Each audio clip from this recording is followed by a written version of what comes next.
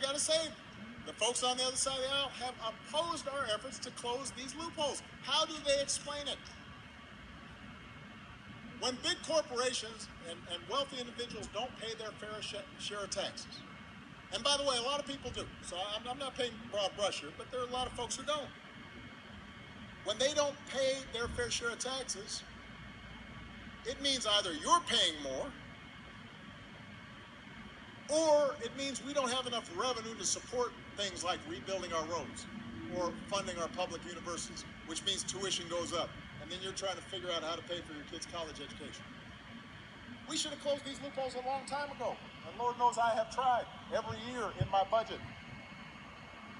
We should have used some of the savings that we get from them paying their fair share to give tax breaks that would actually help working families pay for child care, or would help you send your kids to college, or would help you save for retirement. The point is, if we want a strong middle class, our tax code should reflect that. My first term, we cut taxes by $3,600 for the typical middle class family. Middle class families have paid lower federal income tax rates during my presidency than during any other time since the 1950s. That's this big spending, liberal, tax and spend Democrat. That's the truth. Look it up.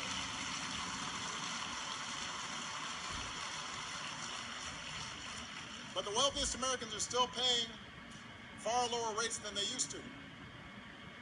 When I ran for office, I said we'd reverse the tax cuts that have been put in place by the previous president and Congress for wealthy individuals, and we did that. We asked them to pay the top rate they did under Bill Clinton, when the economy, by the way, was booming and we ran a surplus. They all said this is going to be a disaster and we're going to go into recession, and we didn't. But today, even as the top 1% is doing better than ever, for all the reasons I talked about earlier, the Republican nominee for president's tax plan would give the top 1/10 of 1%, not top 1%, top 1/10 of 1%, a bigger tax cut than the 120 million American households at the bottom. It would explode our deficits by nearly $10 trillion. I'm not making this up. You can look at the map. That will not bring jobs back. That is not fighting for the American middle class. That will not help us win. That is not going to make your lives better. That will help people like him.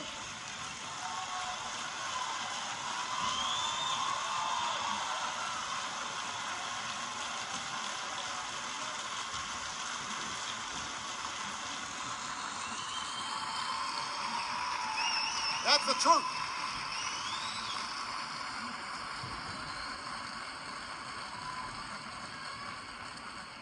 So you have a choice to make, Elkhart. You do.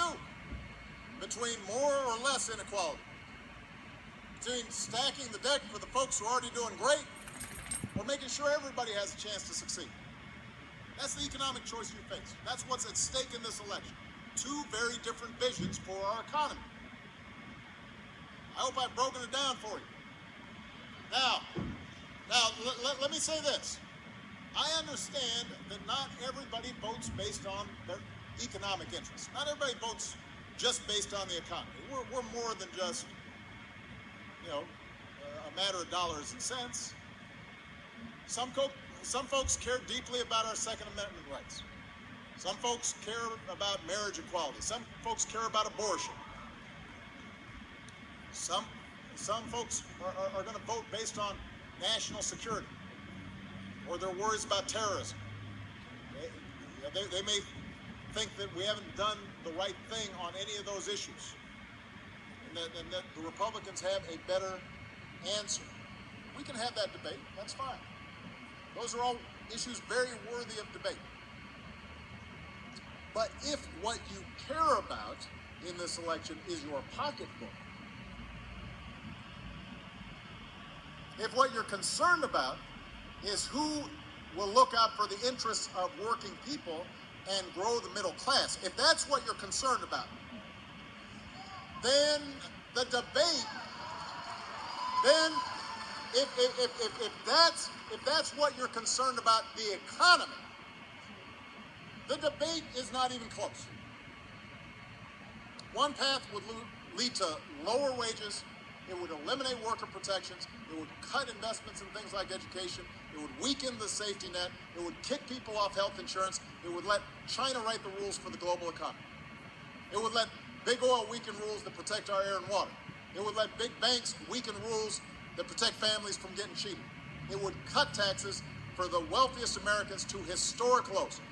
Those are the facts. And I know it sounds like a strange agenda for politicians who are claiming to care about you and working families,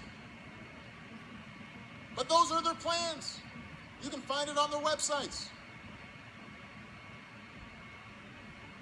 And when I hear working families thinking about voting for those plans, then I want to have an intervention. I want you to just take a look at what you're talking about here.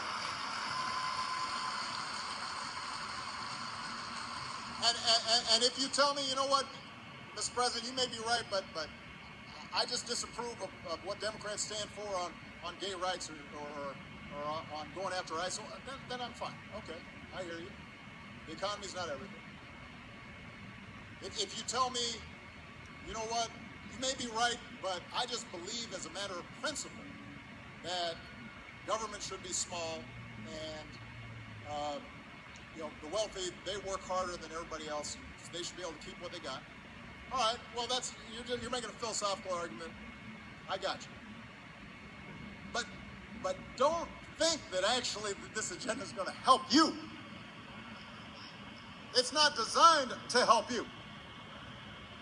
And the evidence of the last 30 years, not to mention common sense, should tell you that their answers to our challenges are no answers at all.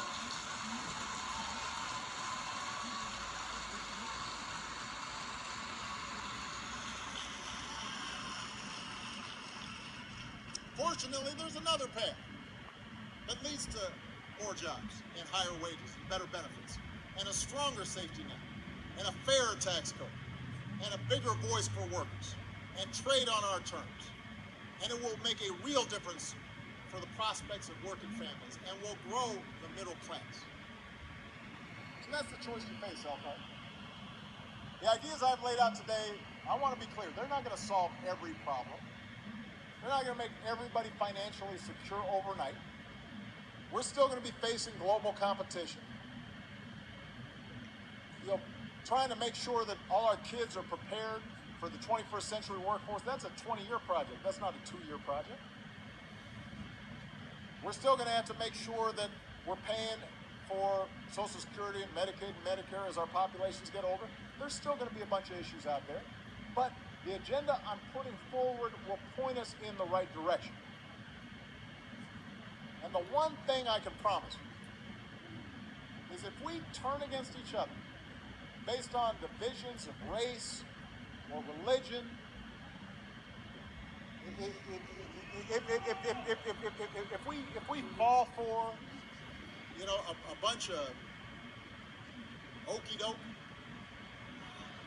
just because it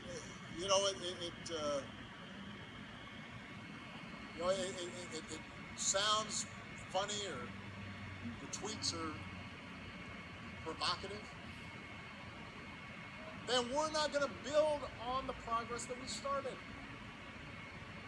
If we get cynical and just vote our fears, or if we don't vote at all, we won't build on the progress that we started. We've got to come together around our common values, our faith in hard work, our faith in responsibility, our belief in opportunity for everybody. We've got to assume the best in each other, not the worst. We've got to remember that sometimes we all fall on hard times, and it's part of our job as a community of Americans to help folks up when they fall. Because whatever our differences, we all love this country. We all care about our children's futures. That's what makes us great. That's what makes us progress and become better versions of ourselves. Because we believe in each other. That's What's going to get us through our toughest moments? That's how we know something better's around the bend. There's going to be some setbacks along the way, but we know that our journey's not finished. And we know that with steady, persistent, collective effort, we're going to deliver a brighter day for our children and our children's children. That's what you proved, Elkhart, over these last 7 years. That's what you've shown America. Let's keep on showing it. Thank you very much, everybody. God bless you.